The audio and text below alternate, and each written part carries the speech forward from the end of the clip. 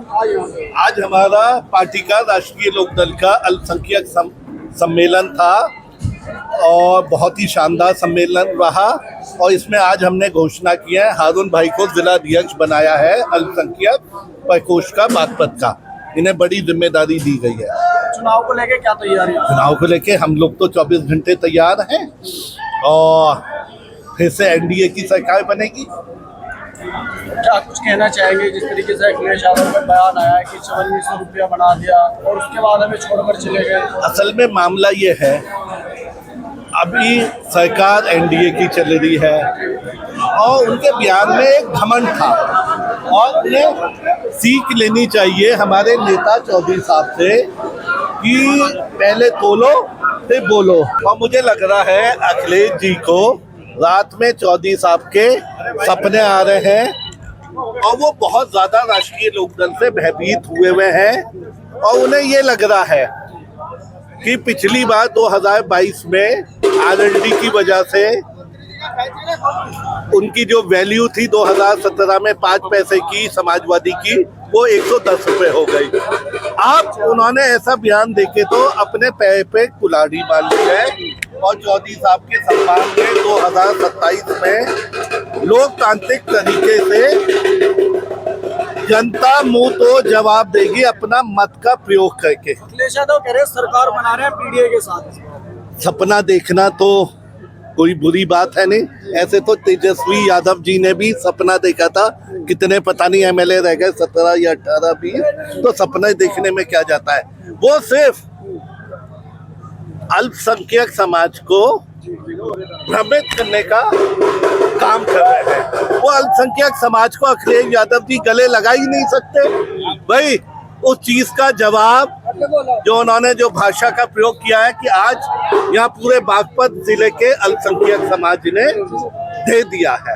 बात की जाए अल्पसंख्यक की तो आमतौर से ये समझा जाता है कि मुसलमान समाजवादी पार्टी का वोटर। सुनिए, एक बात तो सुनो, मेरे नेता चौधरी साहब दिखावे में यकीन नहीं करते हैं। बोलो कैसे? उन्होंने अपने विधायकों को, मैं कोई सच के सिवा मैं कुछ बोलता नहीं हूँ, अपने विधायकों को आदेशित कर रखा है कि 51% सांसद निधि और विधायक निधि का अल्पसंख्यक समाज, एससी समाज और एसटी समाज में लगना है। मैं आपके माध्यम से अखिलेश जी से ये कहना चाहता हूँ, हम तो दिखावे में यकीन नहीं करते।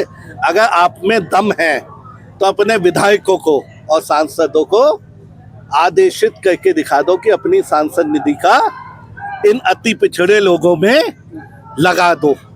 नहीं लगा सकते, वो तो सिर्फ एनडीए का डर दिखाते हैं। और सबसे बड़े अगर माइनॉरिटी के दुश्मन हैं तो वो समाजवादी पार्टी है। बस इसी के साथ मैं अपनी बात खत्म करता हूँ और 2027 में एनडीए की बहुत जबरदस्त बहुमत से सरकार बनेगी। शुक्रिया। यहाँ पे कार्यक्रम हुआ है तो आमतौर से जो मुस्लिम वोटर है और बड़ी संख्या में यहाँ पे देखने को मिला है, किस तरीके की उम्मीद जो राष्ट्रीय लोकदल से आपको है और आज आपको एक नई जिम्मेदारी भी मिली है, उसको लेकर क्या नाम है?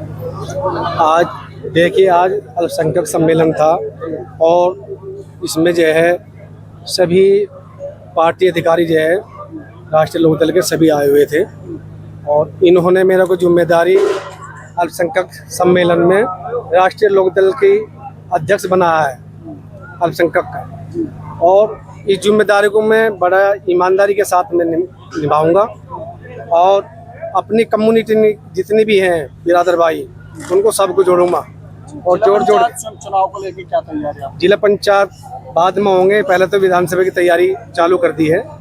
जिला पंचायत तो बाद में होंगे, 2027 की तैयारी कर रहे हैं हम लोग। और जो है गांव-गांव में जाके पूरे जिले में के अंदर हर गांव में जाके सब कम्युनिटी को जोड़ेंगे और जोड़ करके राष्ट्रीय लोकदल में जो है एक रास्ता दिखाएंगे, सही का रास्ता दिखाएंगे।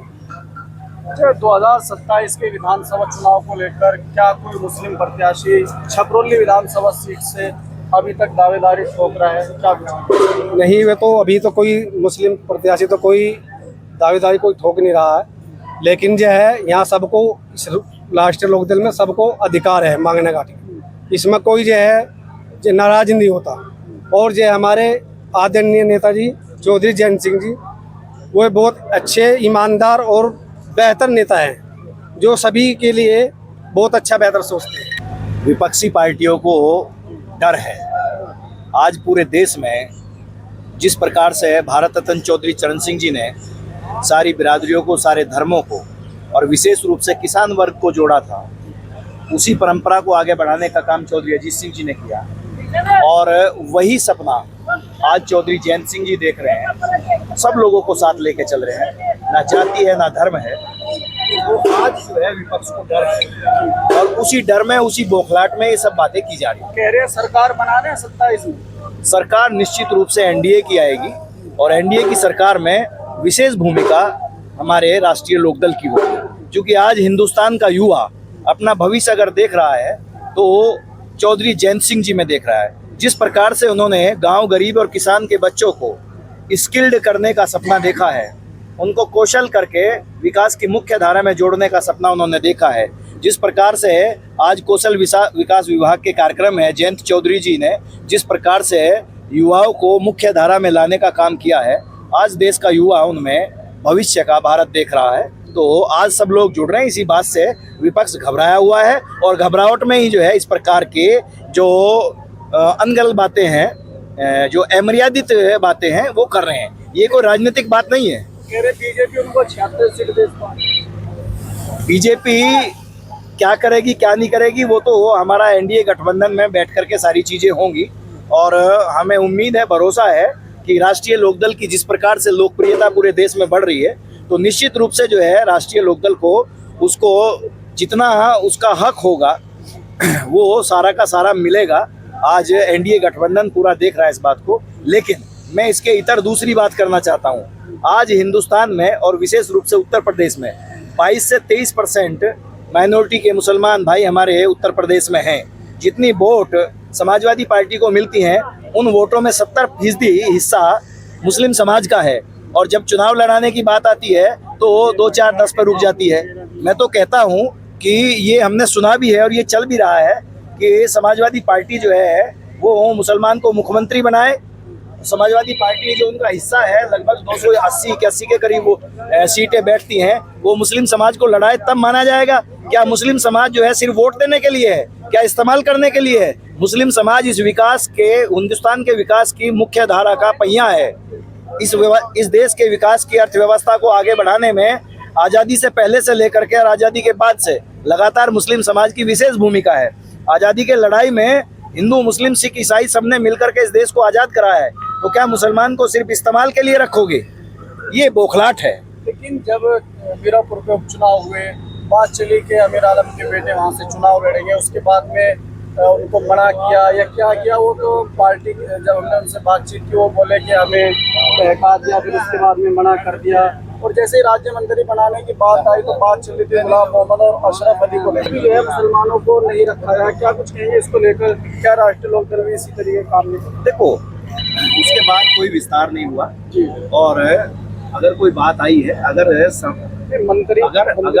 अगर जो है राष्ट्रीय लोकदल के हिस्से में अगर कोई जिम्मेदारी आती तो निश्चित रूप से राष्ट्रीय लोकदल प्राथमिकता के आधार पे अल्पसंख्यक समाज के लिए सोचता, निश्चित रूप से और आगे भी सोचेगा।